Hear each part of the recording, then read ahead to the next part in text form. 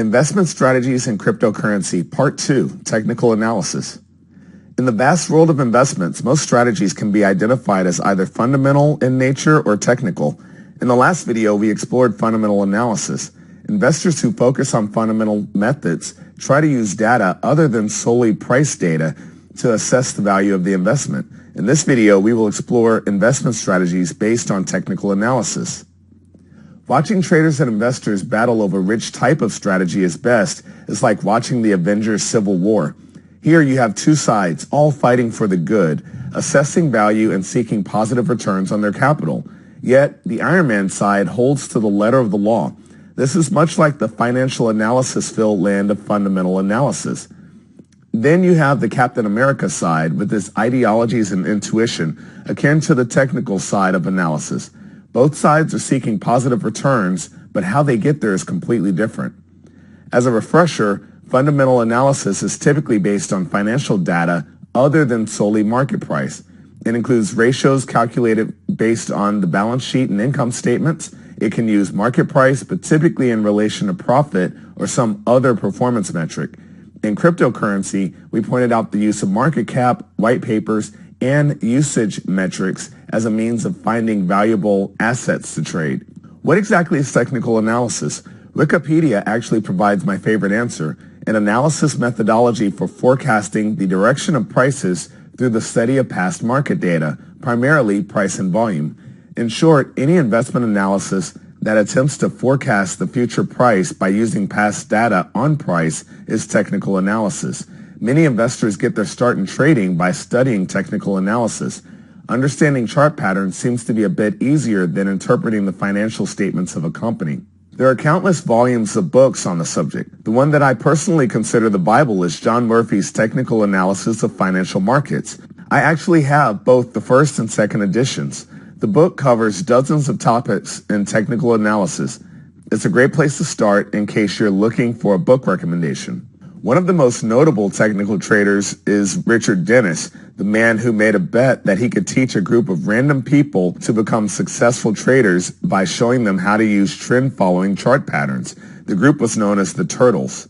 Another is James Simons of Renaissance Funds, a hedge fund that uses mathematics and statistics to generate high returns. In fact, he was the highest paid hedge fund manager in 2017, earning $1.7 billion. Not bad for a year's work. Most technical analysts assume that there are mathematical laws at work.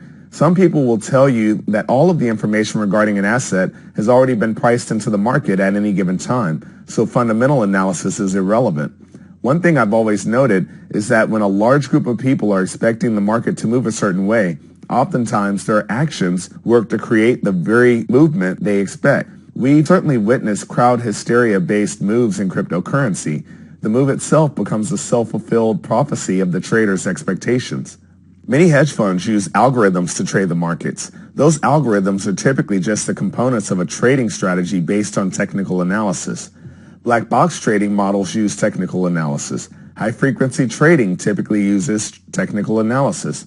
Quant funds use technical analysis. If nothing else, technical analysis matters because so many players in the industry use it. The types of technical analysis are wide and varied. For the sake of this video, we will cover three types. The first type is moving averages. The second type is chart patterns. The final type discussed is momentum or volatility patterns. This will be a good intro to technical analysis. If you wish to go deeper, take a look at books on financial time series analysis. When it comes to technical analysis, the same methods used to analyze stocks and futures are used in the cryptocurrency markets. Our discussion of fundamental analysis required different methods for the crypto markets.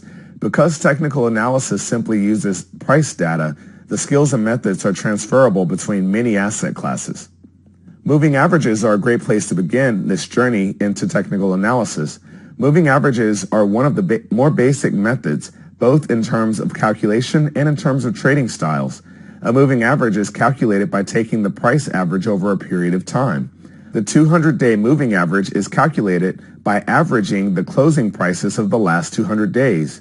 A 100-day moving average is calculated by calculating the closing price of the last 100 days. The values are moving because each new day creates a new data point to be plotted. The values of the averages create a time series that can help analyze current prices in the market. The time periods that are used in moving averages are very significant. A 200-day moving average is used to identify longer-term trends. A 5-day indicator is better at identifying short-term trends. A 5-minute indicator is an even shorter-term trend indicator. Moving averages tend to identify trends. If, for instance, the current price is higher than the 200-day moving average, the market is in an upward move. That's proven mathematically because stock price is above the average closing price of the last 200 days. If price is lower than the 200-day moving average, the market is in a downward trend. While you can use a single moving average to indicate whether prices have been heading lower or higher, most trading systems use them in pairs or more. For example, let's just say I'm using a short-term moving average and a long-term moving average. If the short-term moving average is greater than the long-term moving average, that means prices are increasing. It simply shows that recent prices have been higher than older prices, a sign that the market has been increasing and will likely continue. If the longer-term price is greater than the short-term moving average, prices are lower. The near-term prices are consistently lower than the older prices. If both averages are greater than the current price, prices are falling. If both moving averages are less than the current price, prices are rising higher. The points where the moving averages cross over one another indicate a change in trend direction. These crossover points are often used as buy and sell signals. For instance, if the shorter-term moving average crosses above the longer-term moving average, prices are in an upward trend and it's time to buy. A sell indicator is when the longer-term moving average crosses above the short-term moving average. This simple moving average crossover strategy can be used for big moves, such as a 200-day versus 100-day, or smaller moves, such as a 10-day versus 50-day. It can even be used with ultra-short intraday data, 5-minute versus the 15-minute data. The shorter the time frame used, the more trading signals the strategy will produce. That being said, it's important to look at how your strategy has performed in the past. False signals, times when the moving averages cross but the market price do not move in line with the expectation, can lead to a series of bad trades that cost you money. This image is the Ether token, symbol WETH, using TradeView via ERC DEX. The points where the purple line, a 50-day moving average, crossed above the red line, a 20-day moving average, provided traders with a clear indication that prices were primed to head lower. It's best to test different moving average settings for your own trading style. When you mention technical analysis, many traders instantly think of chart patterns. This type of technical analysis is one of the most common, and many people have signals and indicators they swear by. We will cover some of these concepts in this part of the video. We will touch on 4 different types of chart patterns. The first will be support and resistance lines. Next, we will cover trend lines. We will follow with reversal patterns and then finish up with continuation patterns. There are books written on each of these topics. We will only scratch the surface here. Feel free to dive deeper with books to learn more about the topics. Support and resistance signals are exactly as they sound. Support levels indicate where there has been buying strength in the market. This means that prices have fallen to a level where investors historically think the asset is a good buy. Support levels are normally visible when looking at a chart. Oftentimes you can draw a horizontal line that touches several low points in the market and then rallies from there. There are a few different trading methodologies for support lines. You can buy in advance, fully anticipating the support to create a lower price boundary with limited risk. You can wait for the support level to be tested and then purchase once the market appears to be going higher. You can also wait to see if support level fails, indicating that prices are heading lower. If support fails, you will look to sell the market. Resistance lines are similar to support, except they are used at a high point in the market rather than a low point. The market is signaling a level other traders are resistant to trade above, i.e. a maximum value. Like support lines, a resistance level should touch multiple points on a visibly horizontal line along high points in the market. The trading methods for resistance are similar to the ones stated for support levels. You can sell the market near the resistance levels, fully expecting investors to sell at the resistance line. You can sell the market after the resistance level has been tested and is held. Or you can look to buy the market if prices move through the resistance level, hopefully to create a new high. Even if you're not keen to actually trade them, it's always good to be aware of support and resistance levels in your market. Trend lines can be a very useful tool for technical analysis. Trend lines are drawn to confirm the existence of prices moving in a consistent direction. Trend lines can be upward or downward, and the information received from a trend line is valuable regardless of direction. To draw a trend line, draw a line along the high points on a price chart. Then draw a line along the lowest points. If the prices seem to clearly stay within the boundaries of your upper and lower lines, you have a trending market. An upward trending market is noted by higher highs and higher lows. A downward trending market is indicated by lower highs and lower lows. If the trend appears to be horizontal, that market is said to be in a channel. Trading a trend line is typically based on two concepts. You either trade in a way that supports the continuation of the trend, or you place a trade expecting the trend to end. If you intend to support the trend, you would buy in an upward trending market and sell in a downward trending market. If you expect the trend to end, you would wait for the market price to break the trend line and buy or sell the upward or downward trend lines. Much like support and resistance, channeling markets can give you an indication on maximum and minimum values for the market. Trade accordingly, and remember, the trend is your friend. As you can see by the above image of WETH, identifying trends can be helpful for two reasons. First, it gives you a good sense of where the market may be heading. Second, it can give you visual validation that the price pattern has changed and a new, powerful move may be beginning. Reversal patterns make up another significant portion of the chart patterns. Just as the name suggests, reversal patterns indicate a period when the trend is about to go in the opposite direction. In fact, there are technical traders that identify as either trend followers or reversal traders. Being able to identify a change in direction in the market is a very valuable talent to craft. The goal of a reversal pattern is to successfully identify a top or bottom in the market. The top of the market is the highest price it will go before falling much lower. The bottom of the market is the lowest point prices will go before rising higher. While there are hundreds of details for identifying these points, we're only going to mention a couple patterns here. If you're interested in learning more, definitely do some research to find books and classes where you can learn. One of the most popular patterns is the classic head and shoulders pattern. This pattern is identified by two peaks of similar value, the shoulders, with the higher peak between them, the head. These can occur at the top or bottom of the market. A head and shoulders top will have two high points with a higher peak in the middle. It will occur at the high point of market action for a period. It indicates that prices have maxed out and are about to head lower. A head and shoulders bottom consists of two lower peaks with a lower peak in the middle. This can occur at the low point of market prices. It indicates that prices have reached a bottom and are about to head higher. In this image, once again, we're looking at WETH. You can see the head and shoulder patterns. The red arches are indications of the three signals we look for to identify this pattern. The blue line is a support line that held for several of the previous low points. Once the support line is broken, you would look to sell this token. As you can see, within a couple of weeks of breaking the support line, prices fell significantly. Another strong reversal pattern is the double top and double bottom. Much like head and shoulder pattern, this pattern is a visible indication that prices have pushed as far as they can and are about to go the opposite direction. You'll hear some of the talking heads discuss double tops and double bottoms on financial broadcast. A double top is made of two high points in a market of roughly the same value. You might even be able to draw a resistance line between them. It's a signal that prices just don't have enough steam to push higher at the moment. You typically expect prices to head much lower after the second price attempt weakens at the same price point. A double bottom is just like a double top, just on the lower end of price action.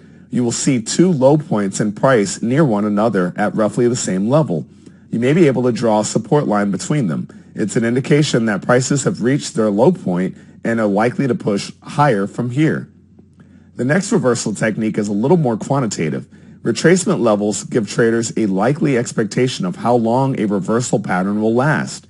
Once a reversal pattern has been identified, retracement levels help traders calculate expected profit and mark possible exit points in the market. The first retracement level is fairly simple. The 50% retracement level is always one to be aware of. This is calculated by calculating the price value of the last major trend and calculating the midpoint. The concept is that prices will correct to retrace to half the size of the last trend before making a new direction. Another retracement technique is Fibonacci analysis, a technique whose namesake was a mathematician in the Middle Ages. Fibonacci analysis attempts to identify how far a reversal pattern will go in price. The technique is thought to be recurring throughout nature. It has been applied to the financial market since the 1960s approximately. The basic concept is that certain levels are repeated. These include 38.2 and 61.8. These are the main retracement levels used by people who use Fibonacci analysis in the markets. This means that they expect prices to retrace to 38.2% of the last major trend. If prices push strongly beyond this point, the next level to watch for is the 61.8% retracement level. Just to make this clear, let's say Ethereum moved from $815 to $185 in the last major price move. The value of the trend is the difference, $630. To calculate the 50% retracement, we will take half of the value of the trend and add it to the low point. We will do the same for the Fibonacci retracement levels. So if the trend is $815 minus $185, that equals $630. The 50% retracement level is $630 divided by 2, which equals $315. The 50% retracement level is $630 divided by 2 equals $315. Then we'll add $315 to the low point, $185, and that equals $500. The 38.2 retracement value is $630 times 38.2%, which equals $240.66. We add that to the low point to calculate $425.66. The 61.8% retracement is $630 times 61.8%, which equals $389.34. We add that to the low point, $185, to calculate $574.34. We now have expected retracement levels for Ethereum. The 50% retracement level is $500. The 38.2 retracement level is $425.66. The 51.8% retracement level is $574.34. These would be levels of interest if the market turned higher and ended the downward market move. Continuation patterns are meant to indicate that the previous trend is not finished. The most commonly used continuation patterns are triangles and pendants. Just as they sound, these chart patterns exist when prices literally make what appears to be a triangle or pendant.